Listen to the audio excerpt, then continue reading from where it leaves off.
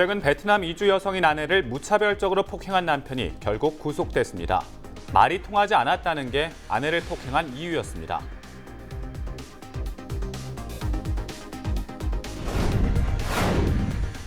앞선 사례는 결혼 이주 여성 10명 가운데 4명꼴로 폭행을 당했다는 조사 결과처럼 비단 최근 일만은 아닙니다. 근절되지 않은 이주 여성 폭행, 남편의 신원보증제가 피해를 키우고 있다는 지적입니다. 여수 상공회의소가 40년 만에 이전을 검토하면서 논란이 일고 있습니다. 지역 사회에서는 반대하는 목소리를 높이고 있습니다.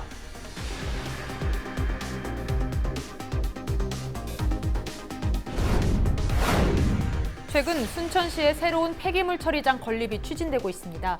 대부분 기피시설로 인식되고 있지만 일부 마을은 적극적인 유치 의향을 보이고 있어 관심이 쏠리고 있습니다.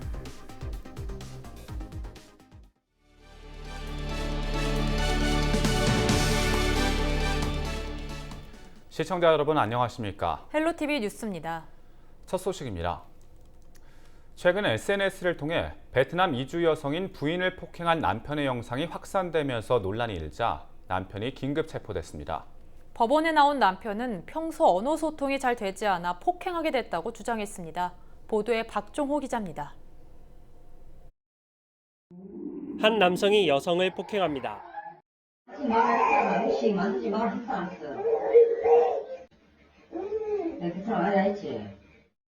아이는 울음을 터뜨리지만 폭행은 멈추지 않았습니다. 36살 김모 씨는 저녁을 준비하지 말라고 했는데 아내와 의사소통이 되지 않아 폭행했다고 주장했습니다.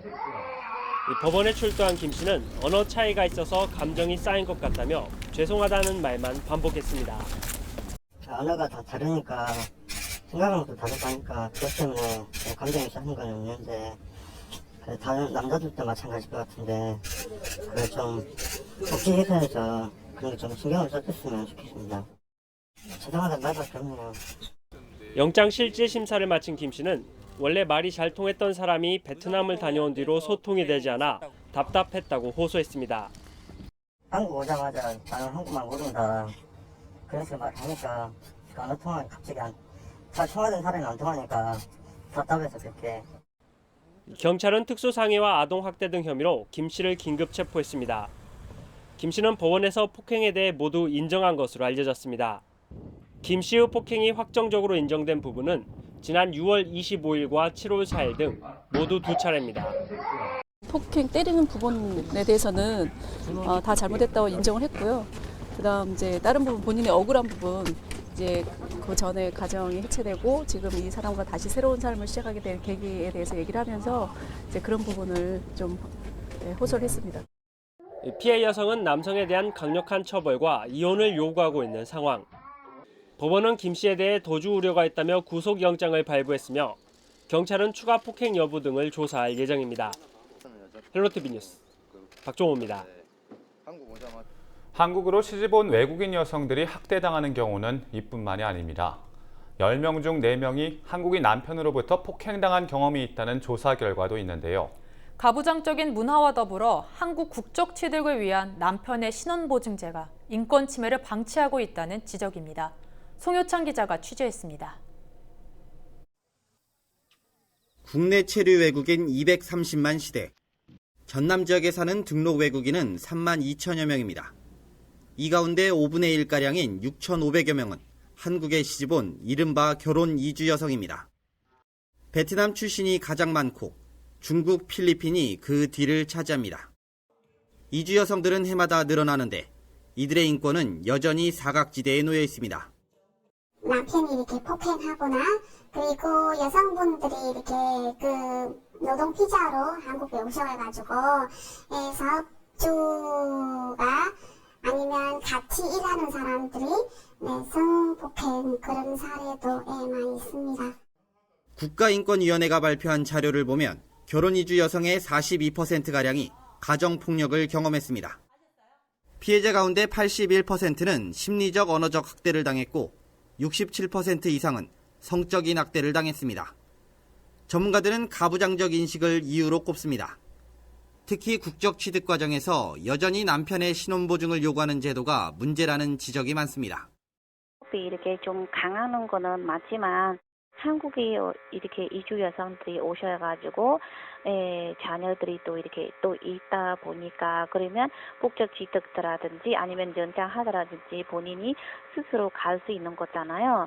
남편이 동의 안 하더라도 할 수 있으면 좋겠는데 그것도 안 되니까. 결국 이주 여성과 배우자 사이에 종속관계가 형성되면서 가정폭력을 키우게 된다는 겁니다. 여기에 언어 문제 등으로 외부의 도움을 요청하기 어려운 점도 꼽힙니다. 이주 여성들에 대한 남편의 폭력 근절을 위해선 여성 혼자서도 국적을 취득할 수 있도록 제도를 정비할 필요가 있어 보입니다. 헬로티비 뉴스 송희창입니다. 최근 베트남 여성을 상대로 한 무차별 폭행 사건이 알려지면서 지역 정치권이 결혼 이주 여성에 대한 신원보증 제도를 폐지하라고 촉구했습니다.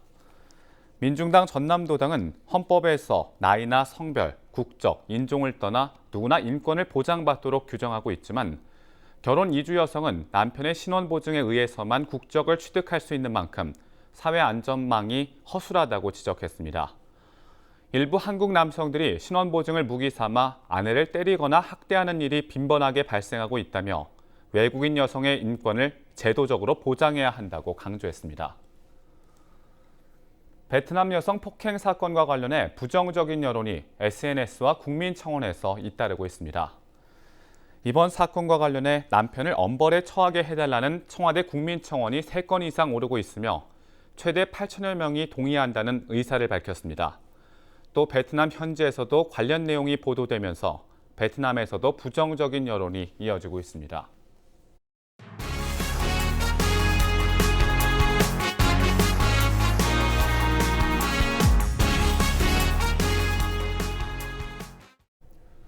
여수 상공회의소가 40년 만에 이전을 앞두고 있습니다.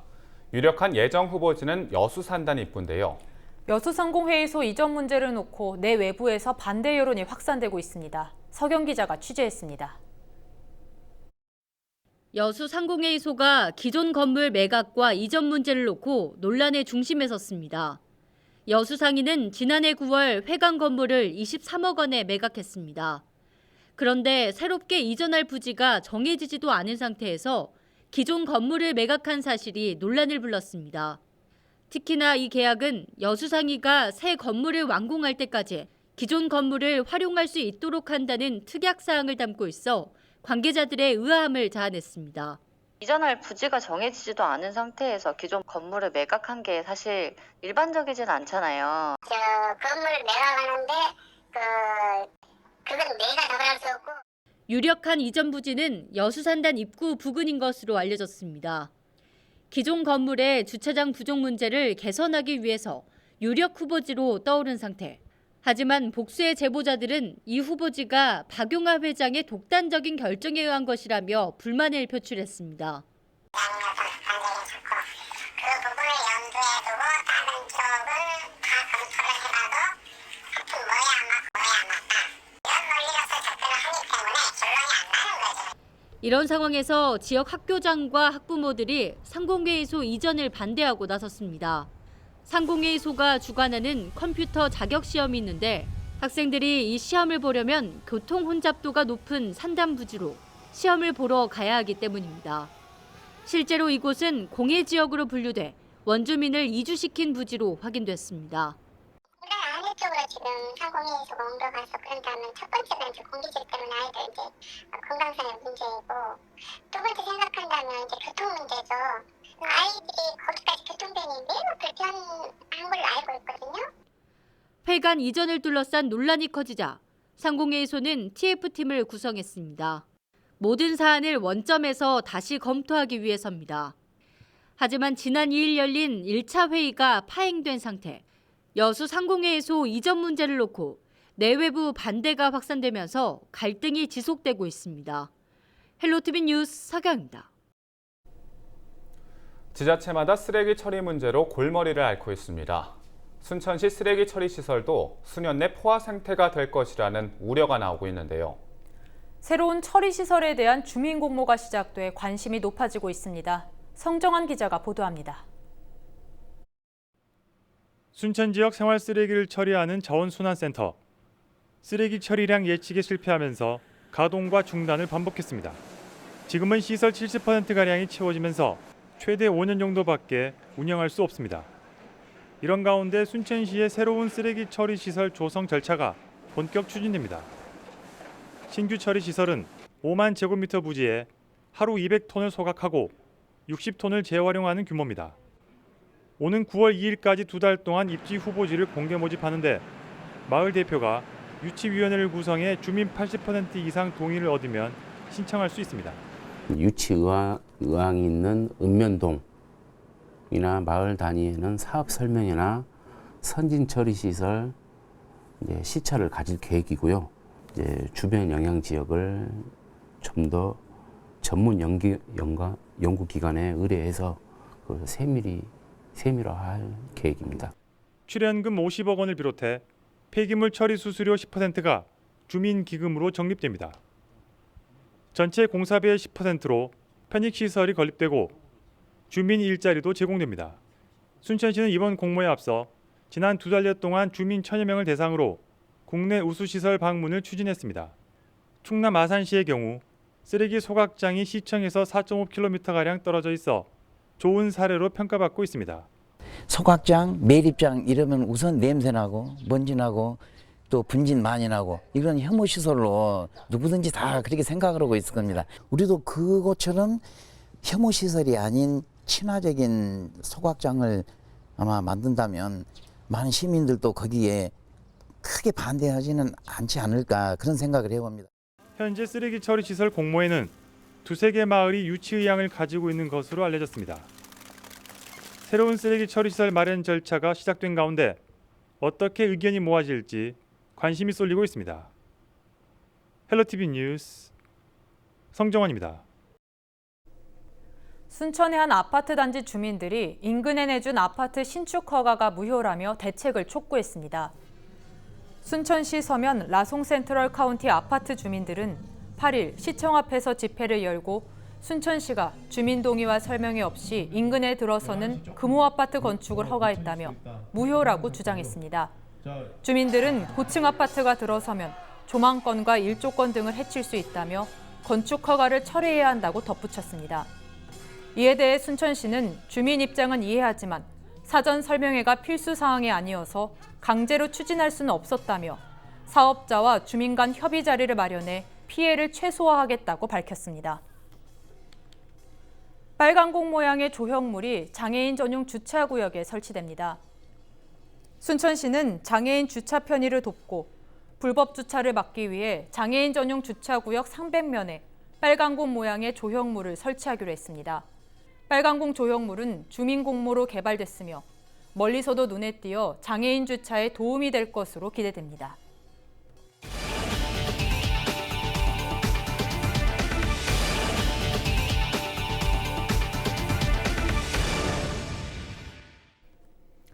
여수 수협 앞에서 정박 중인 어선에서 선접 해수가 무단으로 배출돼 해경이 해당 선박의 기관장을 조사하고 있습니다.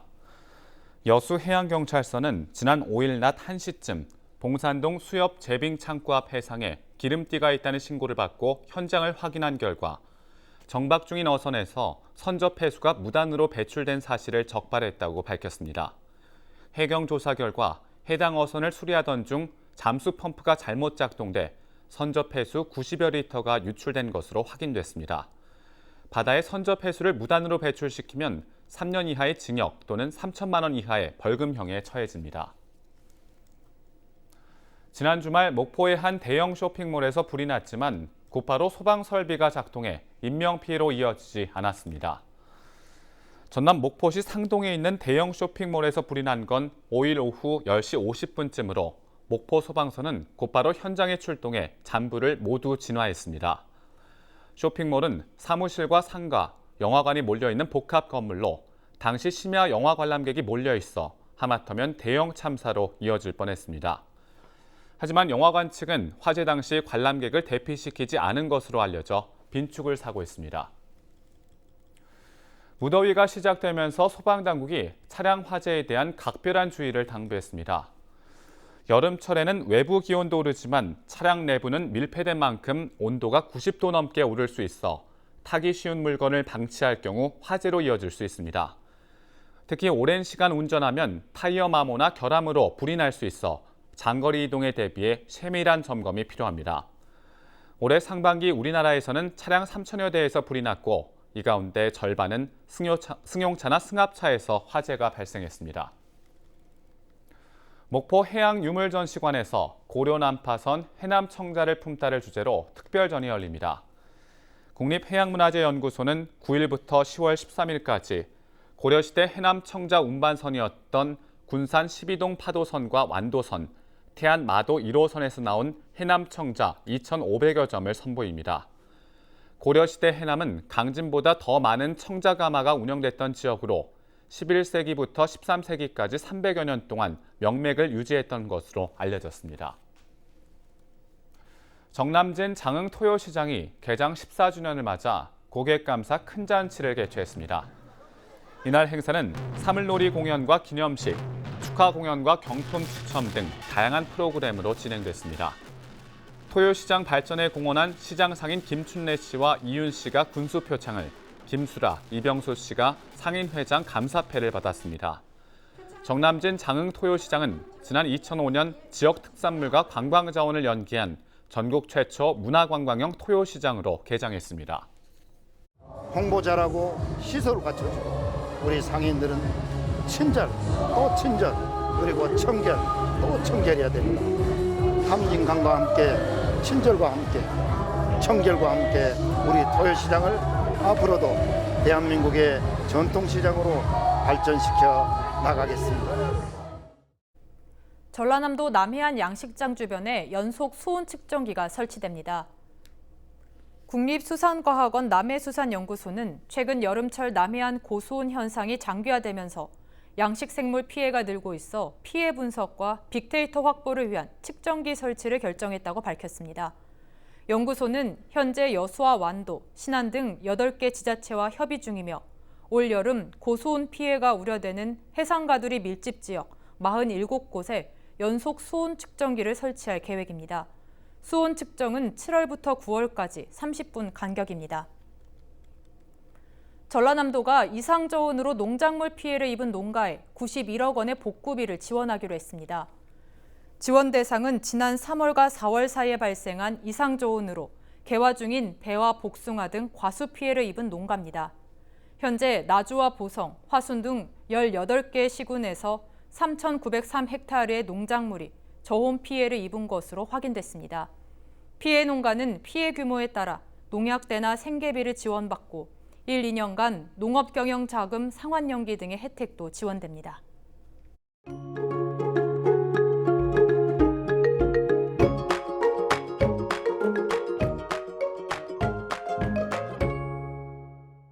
이번 주 수요일 전국에 비가 오기 전까지는 덥겠습니다. 아침 기온은 20도로 시작해서 한낮에는 28도까지 올라가겠습니다.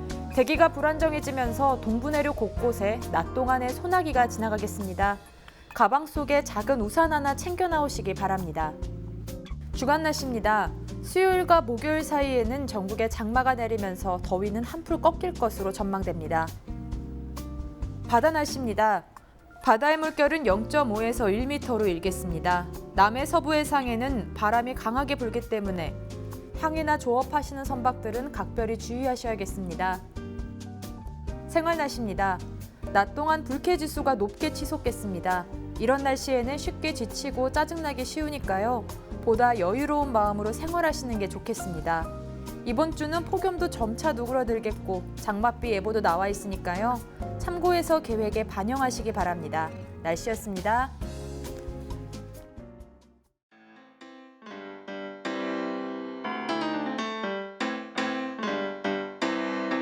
You're so rock and roll, roll.